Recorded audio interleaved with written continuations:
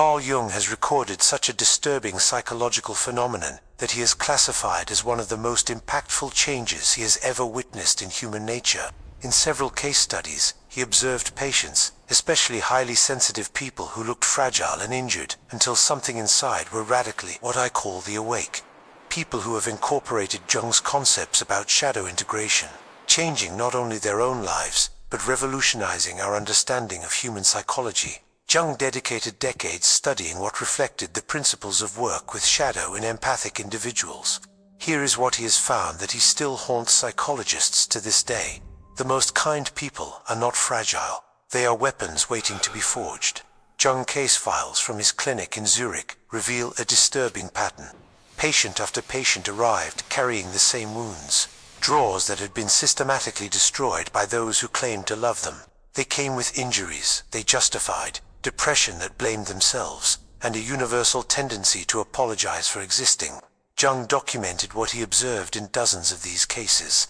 These individuals spent their lives absorbing the pain of all others, the anger of alcoholic parents, infidelity of spouses, dysfunction of family members. They were what I call emotional shock absorbers from their social systems, individuals who exemplify Jung's observations on how often sensitive people become repositories of collective psychological pain. Here is the part that made the blood of Jung freezing. These drawers not only endured the abuse, they systematized him. When Jung asked them to describe their relationships, he expected fragmented thoughts of damaged minds. What he discovered changed everything he thought he knew about drawers. These patients had not been broken by abuse. They were studying. Jung discovered that drawers maintained detailed mental records of each person who had ever hurt them. They knew the triggers, insecurities, and deeper fears of their aggressors. They had mapped emotional patterns with surgical accuracy. They had never used this knowledge, not once. Even something pushes them beyond the breakpoint. Jung wrote about how the mind of Tai operates not like a victim's diary, but how I would call a strategist command room, waiting for the moment of activation. If you have already felt that people underestimate your conscience, enjoy this video and subscribe to the channel, because let's dive much deeper into this revolutionary discovery. Jung realized that he was not treating victims. He was sitting at what I call disguised psychological geniuses. Individuals whose abilities reflected Jung's theories on advanced psychological functions that some people develop. The genius of these drawers was not in creation. It was in emotional archaeology. They could excavate the deepest wounds of people just by observing their micro-expressions. Jung began to test his skills. I brought colleagues not to mention anything about them to these patients. In minutes, they were able to identify childhood trauma, relationship patterns, and professional insecurities. Its accuracy rate was consistently above 95%. Here is what made Jung's hands shake while writing his notes. These drawers were not psychic. They simply paid attention to a level that most humans never reach. What others call intuition, they called data collection. Jung began to understand something revolutionary about Tai. They not only feel more deeply, they process emotional information faster and precisely than anyone else.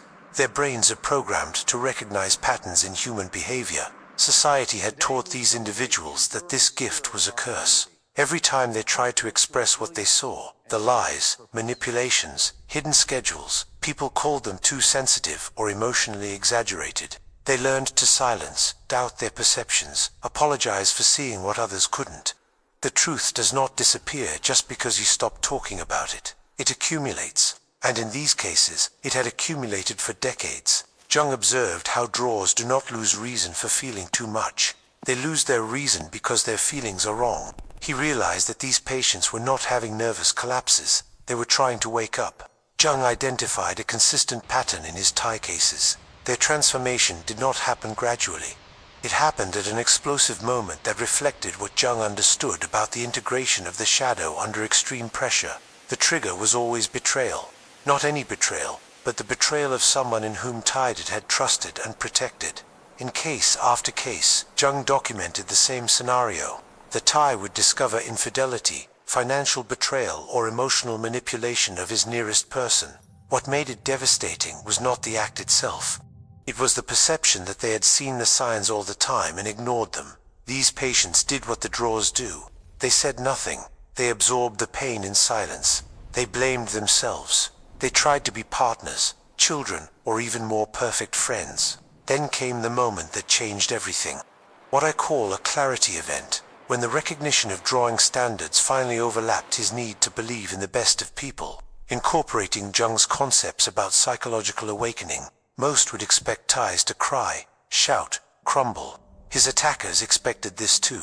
They were prepared for emotional chaos. What happened was something that terrified everyone involved. The draws were supernaturally calm. Jung documented this as the moment when someone finally integrates their analytical capabilities with their emotional intelligence. Jung observed in multiple cases what I would describe how the most disturbing psychological transformation possible. These draws did not attack, did not explode with anger. They simply started to speak the truth. They revealed everything they had observed, catalogued, and silently supported, not with cruelty, with clinical accuracy. As surgeons identifying each sick organ before removing it, this was not revenge, it was clarity. These draws were finally using their gift of full perception, not to excuse behaviors, but to expose them. Jung's remarks echoed ancient wisdom that there is no fury like someone who finally learned to trust their own perceptions. Jung realized that this pattern in his cases was not revenge. It was what he called the shadow integration. The moment when someone stops denying the parts of themselves who are taught to hide. The shadow of Tai was not bad. It was his suppressed intelligence, his silenced intuition, his force denied. When they finally integrated these aspects of themselves, they became what Jung called the psychologically complete. Here is what made these cases so disturbing to Jung. The transformation was permanent. These patients did not return to the pattern of pleasing people. They did not apologize for their new limits. They did not doubt their perceptions anymore. They had become what Jung the most feared, draws that could no longer be manipulated. The changes did not stop at the psychological level. Jung documented how the whole life of these individuals turned into months. They left abusive relationships with strategic accuracy. They cut contact with toxic family members without emotional drama. They rebuilt their lives in their own terms. Jung watched them becoming what he called selectively empathic, still deeply affectionate, but strategically protective on where this care flowed. The most disturbing part for Jung was like the presence of these transformed ties affected others. People who once stepped on them suddenly felt nervous around them. They couldn't explain why. These draws were not aggressive or cruel, but everyone felt that something had changed fundamentally. Jung identified what he called the predator instinct. Manipulating people can feel when their usual tactics won't work. Avoid integrated ties such as vampires avoid sunlight. Jung wrote, "The awakening tie need not announce your power. Others can feel it in their bones. Comment awaken if people started treating you differently when you found your inner strength. They felt the change even before I announced." Jung's fascination with these tie cases went beyond professional interest. He was disturbed because he recognized something in their transformation, something that mirrored his own psychological development. Jung himself was what we would call today a highly sensitive person. He understood the journey of Tai inside. He knew the pain of seeing what others couldn't see, feel what others wouldn't feel. These cases forced him to confront a disturbing question. What happens when ties stop being the emotional shock absorbers of society and start using their gifts strategically? Jung spent years accompanying the post-integration life of these transformed patients, which discovered it up at night. These individuals became extraordinarily successful. Their business prospered because they could read the real needs of customers even before they expressed them. Their new relationships were healthy because they could identify emotional predators in minutes. His decisions were impeccable because they completely trusted their intuitive intelligence. Jung realized something that made his blood freeze. These draws had not become less emphatic. They became perfectly empathic, which meant they were perfectly strategic. They could manipulate others as easily as they had been manipulated. They understood human psychology at a level that made them almost omnipotent in social situations. Here is what truly terrified Jung. These transformed draws chose not to use this power destructive.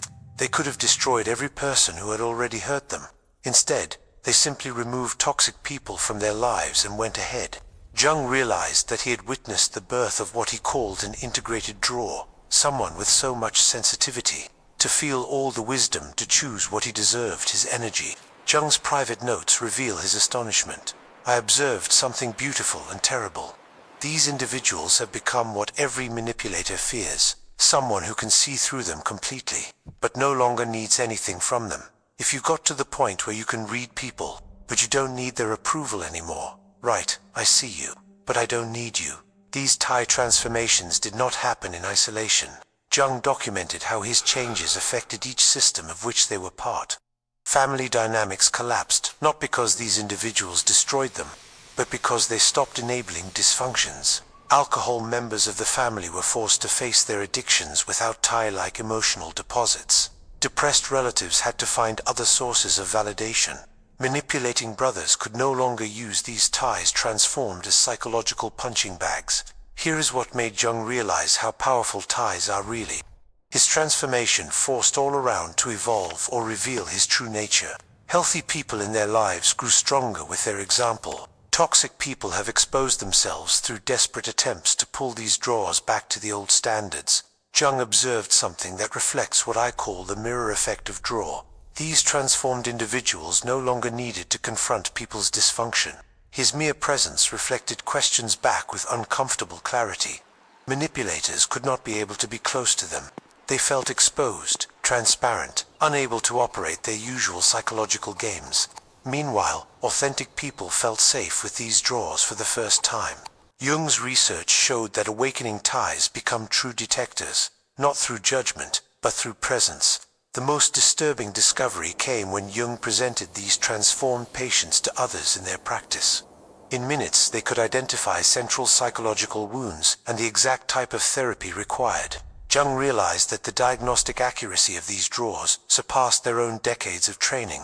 This created an ethical dilemma that haunted it for years. If drawers could develop this level of psychological insight, what did this mean to the future of psychology itself? He began to study other drawers in his practice quietly, developing what I call the integration observation protocol, a structure to understand how this transformation occurs naturally. The Jung integration observation structure was not therapy in the traditional sense. It was psychological documentation of how they naturally developed what I call warrior consciousness after severe betrayal. Jung identified consistent stages in his cases. The first stage, recognition. Drawers have learned to identify their suppressed dark aspects, not just their anger, but their intelligence, strength, right to boundaries. These individuals stopped pathologizing their perceptions and began to trust their emotional intelligence as the sophisticated data processing system that it really was. The second stage proved more intense. Integration. Jung observed drawers, merging their light and shadow aspects in what authentically called me complete. They became people who could be incredibly kind to those who deserved and relentlessly accurate with those who didn't deserve it. The third stage, application, was what Jung found most fascinating. Integrated drawers have learned to use their emotional intelligence strategically, not only defensively. They became what they describe as psychological architects, people who could read, influence, and navigate human systems with supernatural accuracy. Jung realized that these transformed drawers could no longer be victimized because they saw manipulation coming from afar and neutralized it before they could create roots. These individuals not only cured, they became immune to psychological abuse by maintaining their capacity for genuine love and connection. Jung's private notes reveal his astonishment. I observed the development of wisely paired compassion. These individuals are now among the psychologically most powerful people I've ever met. The final stage of the process was what Jung understood as the natural return to the service. Integrated drawers did not become cold or disconnected.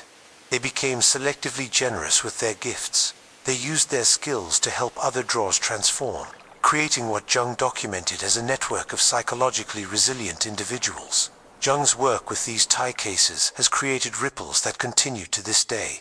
He realized that drawers were not mentally ill. They were evolutionary individuals living in systems designed to explore their gifts.